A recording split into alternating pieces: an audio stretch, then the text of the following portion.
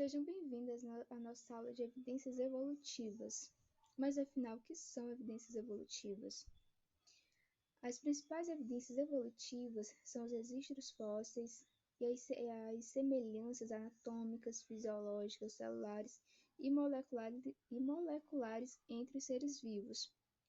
Segundo as teorias evolutivas, a vida ela surgiu no planeta e desde então as espécies têm surgido, desaparecido e mudado ao longo do tempo.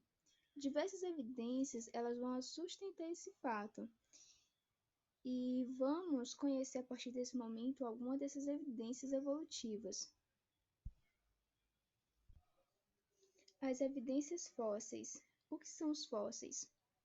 Os fósseis, eles são restos ou vestígios de organismos preservados que possuem mais de 10.000 anos e eles fornecem importantes informações a respeito da vida e de como era o ambiente em determinada época. Exemplos de fósseis podemos citar os ossos, marcas de dentes, pegadas, fezes petrificadas. Os fósseis são importantes evidências evolutivas porque através deles é possível observar as características dos seres vivos que hoje não mais compreendem a fauna e a flora do planeta.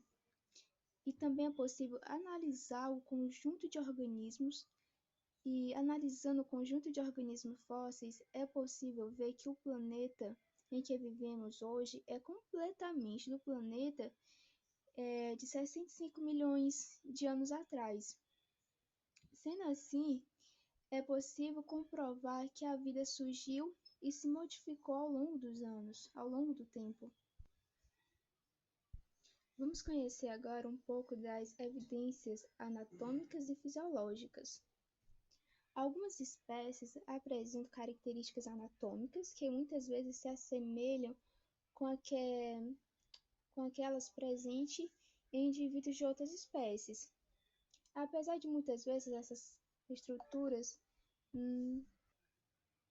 não apresentam a mesma função, é possível definir que em algum momento essas espécies possuem um ancestral comum. Quando uma determinada espécie ela possui órgãos que se desenvolvem de maneira semelhante à de outra, isso classificamos de órgãos homólogos, que são órgãos que podem ou não apresentar a mesma função. Por exemplo, o braço de humano e uma asa de morcego. Eles apresentam a mesma origem embrionária. Por outro lado, tem os órgãos que possuem a mesma função, mas possuem origem embrionária diferente, que é o caso dos órgãos análogos. E surgiram provavelmente como uma forma de adaptação a um determinado ambiente, como por exemplo podemos citar as asas das borboletas e as asas dos pássaros, ou seja, eles têm a mesma função, auxiliam na locomoção do animal, mas possuem a origem embrionária diferente. Podemos citar ainda os órgãos vestigiais. São estruturas atrofiadas, ou seja,